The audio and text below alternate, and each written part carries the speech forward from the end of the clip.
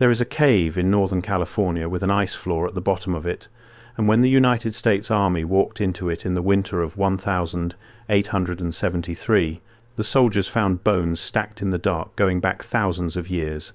They named it Skull Cave. They did not ask the people who had lived on that ground for 10,000 years what the place was actually called or what it was actually for. Within 9 months, those people would be shipped east in boxcars as prisoners of war. 4 of their leaders would be hanged, and the heads of the hanged men would be cut off and mailed to a museum in Washington. The war that made all of that happen cost the federal government somewhere in the neighborhood of $500,000. The land the Modoc had asked for, the strip of ground that would have prevented every single death, was worth a small fraction of that. However, the money is not the strange part. The strange part is how carefully the accounting was kept and how thoroughly it was buried afterward. To understand what happened at Skull Cave, you have to understand the ground it sits in. I have to pause here for a second, because what I just described, that is one case from a much larger pattern. There are 35 documented cases in a document I put together. Different cities, different decades, different types of evidence. Every single one follows the same sequence: discovered, documented, acquired, disappeared. I could not fit all of it into a video. It's in the pinned comment below. Find it before we continue. Because the ground is the whole story. Southern Oregon and Northern California meet in a landscape that does not look like anywhere else in North America. It is the northern edge of the Medicine Lake volcano, which has been quietly rearranging that corner of the continent for 500,000 years. When the lava poured out, it crusted over on top while it was still running underneath, and when the running stopped, the crust stayed and the space underneath emptied out. What you get is a landscape that is hollow. There are hundreds of lava tube caves under the lava beds today, and new ones are still being found. On the surface, it looks like the aftermath of an artillery barrage left to weather for 10,000 years. Black rock, folded and cracked, and broken into ridges and trenches and pits. In the right light, if you know what you are looking at, you can see it has corridors and dead ends and natural fortifications that no engineer would have thought to design. The Modoc knew every one of them. They had been in that country for as long as anyone can meaningfully count. Their world ran from Tule Lake and Lower Klamath Lake up along the Lost River and out into the marshes, and it was rich. That is the part people get wrong. When you hear lava beds, you imagine a wasteland, and you assume anyone living there must have been scraping by. The opposite was true. The marshes were one of the great food engines of the Pacific Flyway. Waterfowl came through in numbers that darkened the sky. Wokus, the seed of the yellow pond lily, could be harvested and ground and stored. The Lost River ran with suckers, and the runs were dependable enough that entire seasons were built around them. There were antelope and bighorn sheep on the flats above the lava. The Modoc were not surviving there. They were prospering there. And the lava beds behind them, the ground everyone else considered worthless, was something like a wall that no army in the world knew how to climb. They also understood the caves, not as curiosities, as infrastructure. Some of those lava tubes hold ice year-round, because cold air sinks into them in winter and cannot get back out, and the rock insulates the ice against summer.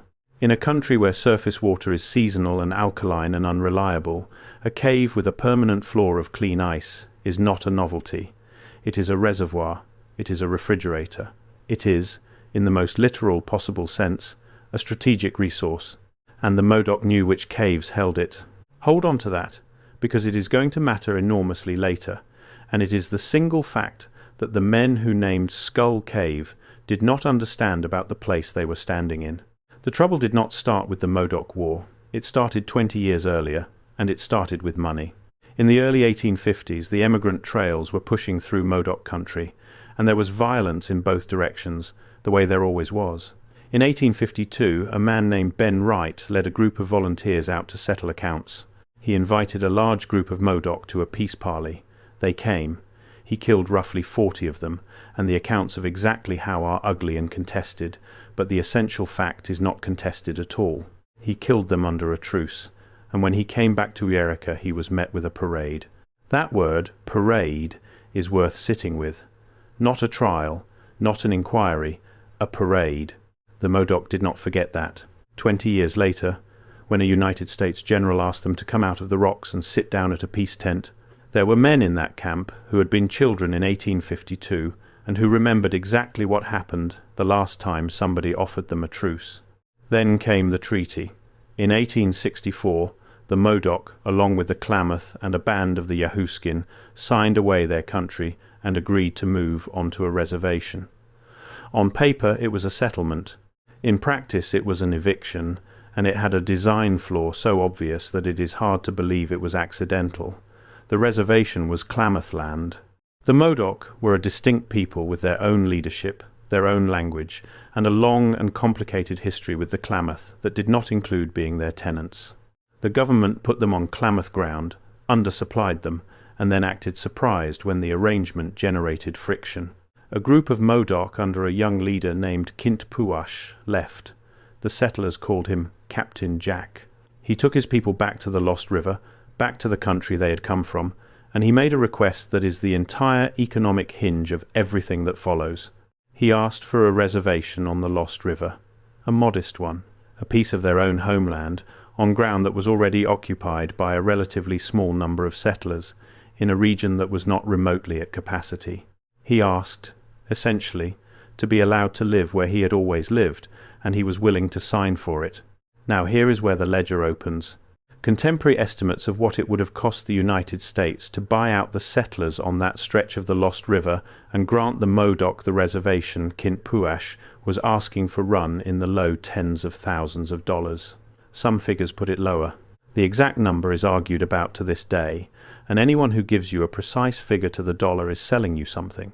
But every serious estimate lands in the same order of magnitude. It was a small line item. It was, by the standards of federal Indian expenditure in that decade, close to a rounding error. The government said no, not because it could not afford it, because the machinery that decided such things did not run on cost. It ran on precedent, on the political weight of the settlers who wanted the Modoc gone, and on a bureaucratic conviction that a people who had signed a treaty and then walked away from a reservation could not be seen to have been rewarded for it. So the Bureau said no, and the army was told to put the Modoc back on the Klamath reservation, by force if necessary. It was necessary. On the 29th of November, 1872, the army came to the Lost River camp to make the arrest. What happened next was the kind of thing that happens when armed men who do not want to be there meet armed men who do not want to leave. Somebody fired. The camp scattered. There were dead on both sides. And a separate group of Modoc, moving out along the east side of Two Lake, killed more than a dozen settlers as they went. The war was 2 hours old, and it was already unwinnable politically, because now there were dead white civilians, and a war with dead white civilians in it does not end at a negotiating table. Kintpuash took his people into the lava. There were, depending on which count you trust, somewhere between 50 and 60 fighting men. Add the families, and you get a total population in the rocks of maybe 150 to 170 people. Against them, over the course of the next 7 months, the United States would put well over 1,000 soldiers into the field, plus artillery, plus Indian scouts from other nations, plus a supply chain running down from Fort Klamath and up from California. 50 men, 1,000 soldiers, artillery, and the 50 men were winning. The place they went into is now called Captain Jack's Stronghold, and if you stand in it today, with the interpretive signs and the gravel path and the parking lot behind you, it still takes about 90 seconds to understand exactly why the army could not take it. It is a natural fortress made of collapsed lava. Trenches you can walk through with your head below the surface, firing positions with overhead cover, interior chambers, multiple exits, approaches that funnel an attacker into ground where he can be seen from 3 sides and cannot see anything at all. It was not built, it was found, and then it was understood, and understanding it was worth more than any fortification an engineer could have thrown up in a year. On the 17th of January, 1873, the army made its first real attempt to take it. They came in under fog so thick that units lost contact with each other within minutes. They advanced into rock they could not read, toward positions they could not see, held by men who had been reading that rock their entire lives. The army lost dozens of men. The Modoc, by every account, including the army's own, lost none. Read that again. A modern military force, with artillery, attacking a fortified position, took heavy casualties and inflicted 0. That result did something to the war that mattered more than the casualty numbers. It made the Modoc a national story. Newspapers on the East Coast picked it up, and the framing was irresistible. A handful of men, in a black rock wilderness, were humiliating the United States Army. Reporters came out to the front. Sketch artists came. The war stopped being a frontier police action and became a spectacle, and the moment it became a spectacle, the cost of losing it stopped being measured in dollars and started being measured in national embarrassment. That is the second hinge, and it is the one almost nobody talks about. From roughly late January of 1873 forward, the United States was no longer fighting for the Lost River. It was fighting for its reputation. And a government fighting for its reputation will spend money in a way that a government fighting for land never will. The bills came due fast. Supply lines across a lava field are a nightmare.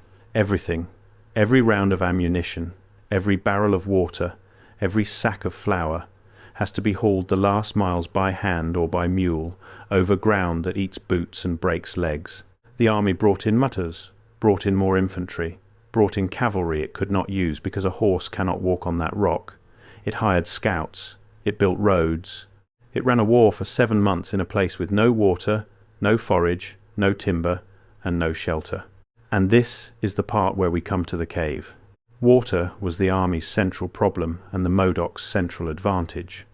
The stronghold sits close enough to Tule Lake that the Modoc could get to water, at least early on. As the siege tightened and the army pushed positions between the stronghold and the lake, the Modoc had to leave. They moved south and east, deeper into the lava, into country the army had barely mapped. And what the soldiers slowly worked out, and what they wrote down in their reports with something close to disbelief, was that the Modoc were not dying of thirst out there. They should have been. There was no surface water. There was nothing. And yet the Modoc kept moving, kept fighting, kept ambushing patrols. They were getting water out of the ground, out of the caves, out of the ice. The ice caves of the lava beds are not a secret today. They are on the park map. You can go stand in one.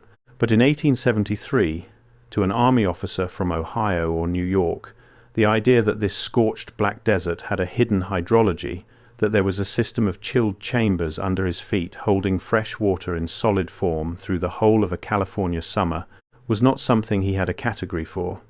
He was fighting a war on the surface. His enemy was fighting it on 2 levels. When the army finally pushed into the larger caves in the eastern lava beds, they came into one enormous collapsed tube, hundreds of feet across at the mouth, dropping in stages down into darkness, and at the bottom of it, a floor of ice. And bones, a great many bones. The bones were what stuck. The soldiers called it Skull Cave, and the name held, and it is what the place is called on the federal map today. Now let us be careful here, because this is exactly the point where the story gets hijacked. What is actually in Skull Cave, and what has been documented in it, is overwhelmingly animal, bighorn sheep, pronghorn antelope.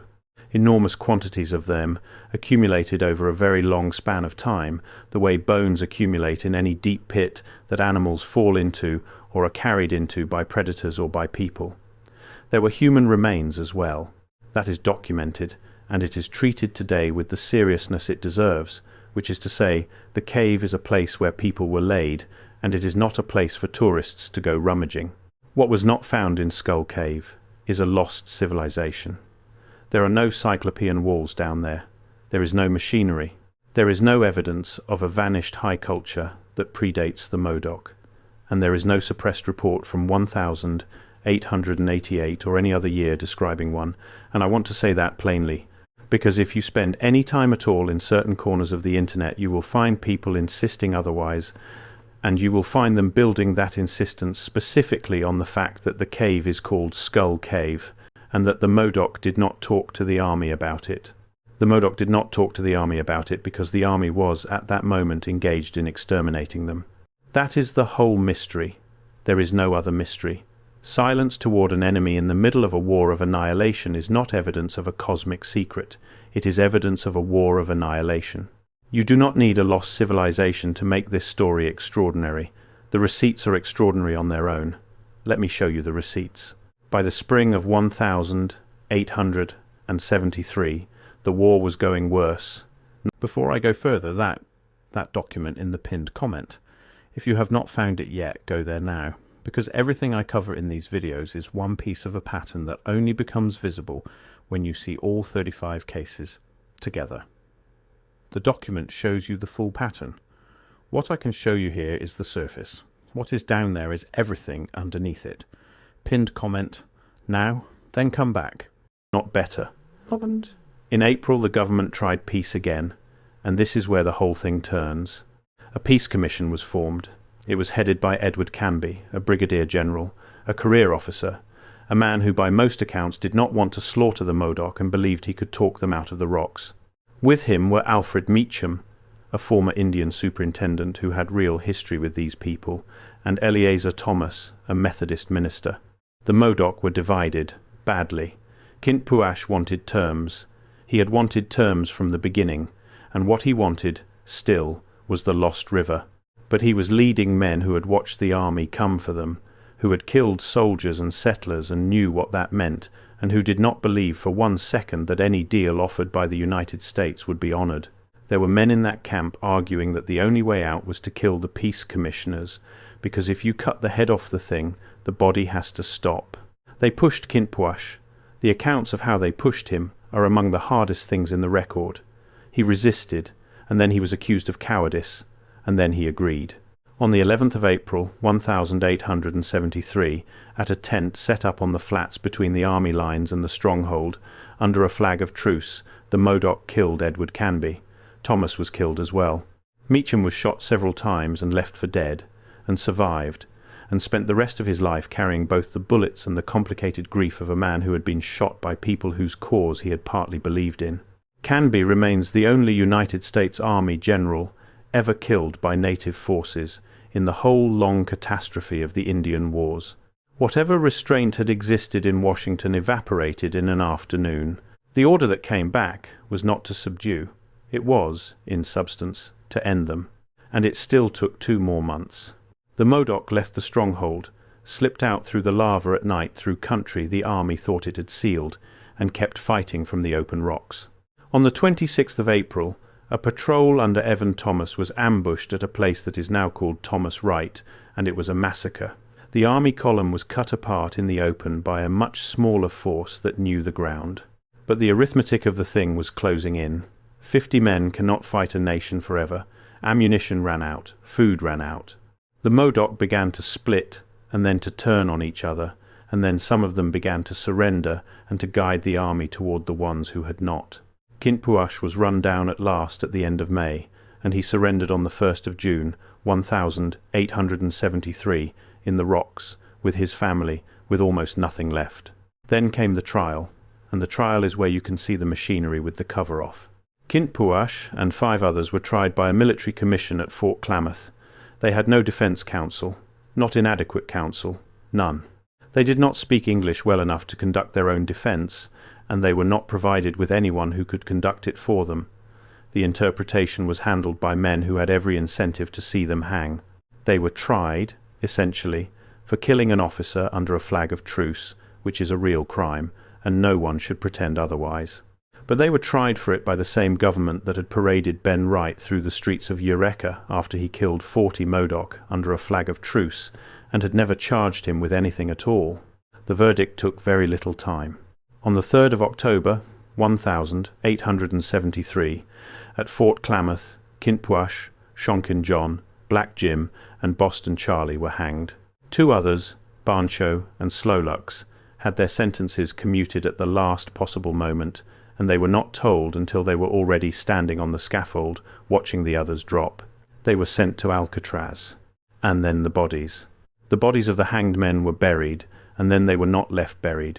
The heads were removed. They were shipped east, to the Army Medical Museum in Washington, where they entered a collection of native remains that the United States assembled with real diligence in that period, for the purpose of a racial science that we now understand to have been not merely wrong but constructed backward from its conclusion. The head of a man who had asked for a reservation on his own river was catalogued as a specimen in the capital of the country that refused him. This is a good moment to stop and count the money, because now we have the whole picture, and the whole picture is what makes the arithmetic obscene. Estimates of the total cost of the Modoc War to the United States government generally land somewhere around $400,000 to $500,000, and some contemporary accountings run higher once you fold in everything. Set aside the exact figure, because the exact figure is genuinely disputed and always will be. Take the low end. Take $400,000. $400,000 in 1873. Translations across a century and a half are always a little bit of a lie, but by any reasonable method of comparison, whether you index it to wages, to prices, or to the size of the federal budget at the time, you are talking about a figure that reads in the many millions today. Spent to kill fewer than 60 fighting men. Spent against a request that could have been satisfied, on the most generous contemporary estimates, for a small fraction of that amount. Some accounts put the cost of buying out the Lost River settlers at around $20,000. Some put it lower. Whatever the true number was, it was not remotely close. And this is not hindsight. This is not a modern historian being clever. People said it at the time. It was said in the newspapers while the war was still going on. The absurdity of the ledger was visible to anybody who could add, and it was pointed out, and it changed nothing whatsoever, because by then the war was not about the ledger. So what was it about? Here is where the revisionist economic reading of this war gets genuinely interesting, and where you can drop the fantasy entirely and still come out with something that will keep you up at night. Follow what happened to the ground. Tule Lake, the great marsh that fed the Modoc for 10,000 years, is largely gone. It was drained. Over the decades after the war, the federal government undertook a massive reclamation program in the Klamath Basin, pulling down the lakes and the marshes and converting them into farmland, and then distributing that farmland, in significant part, to settlers and later to veterans through homestead lotteries. The wetland that was worthless in 1873, the wetland that supposedly nobody wanted, turned out to be some of the most productive agricultural ground in the American West once the water was taken off it. The war was not fought over land that had no value. It was fought over land whose value had not been unlocked yet, in a period when the entire federal project in the West was the systematic unlocking of exactly that kind of value. The Modoc were not standing on a wasteland.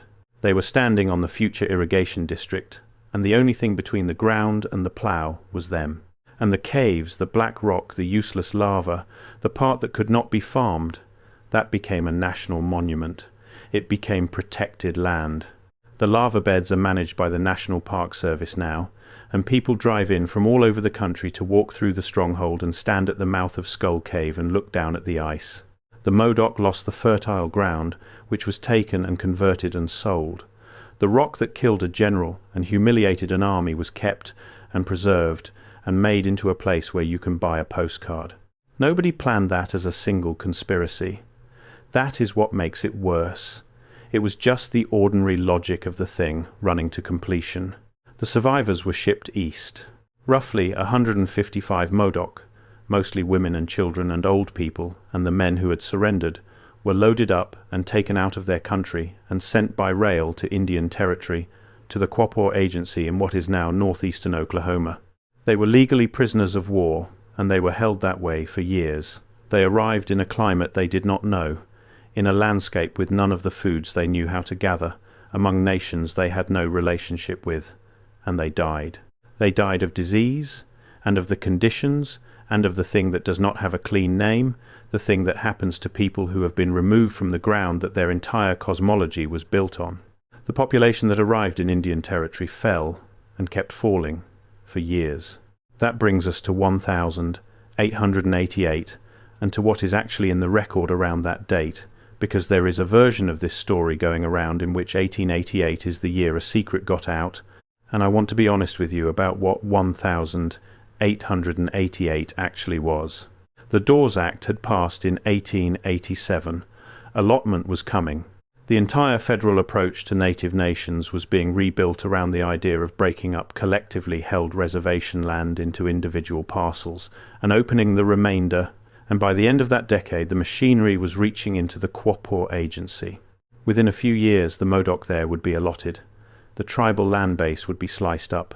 And in the long run, the Modoc in Oklahoma would be formally terminated as a tribe in the 1950s, in the termination era, and would have to fight their way back to federal recognition, which they finally won again in 1978. That is what was happening around 1888. Not a revelation. A paperwork operation. The bureaucratic conversion of a defeated people into a set of parcels. The suppression in this story is real. It is just not the kind of suppression that makes for a good conspiracy video, because it does not involve a lost empire or a buried technology. It involves a filing system.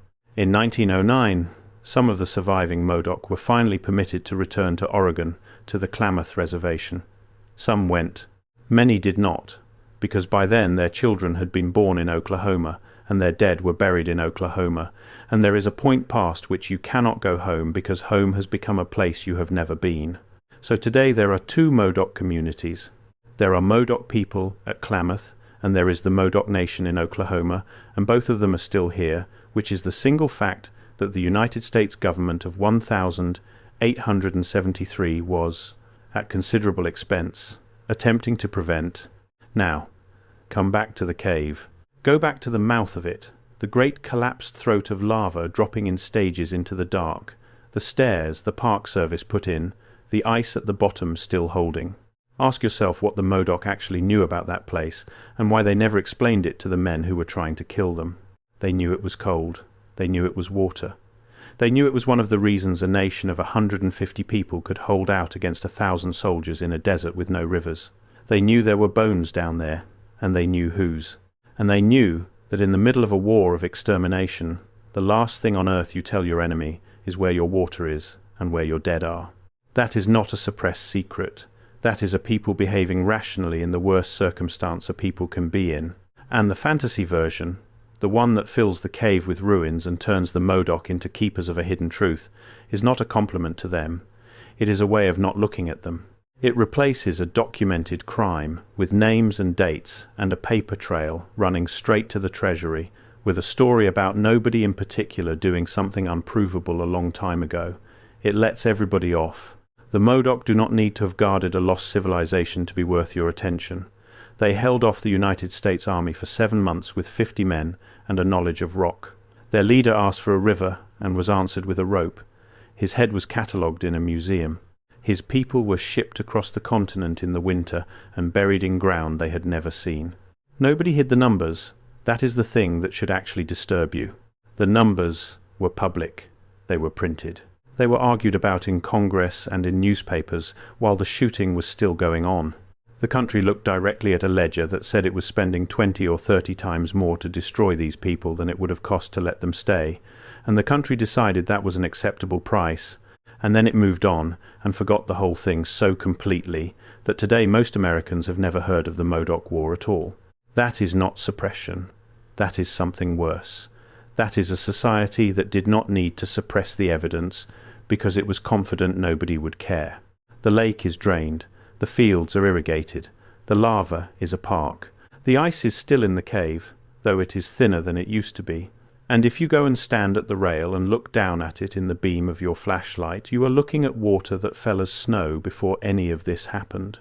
Water that a nation of people knew how to find, in a country everybody else thought was empty. They were never guarding a lost world. They were living in a real one, and it was taken from them for money, and the receipt is still on file.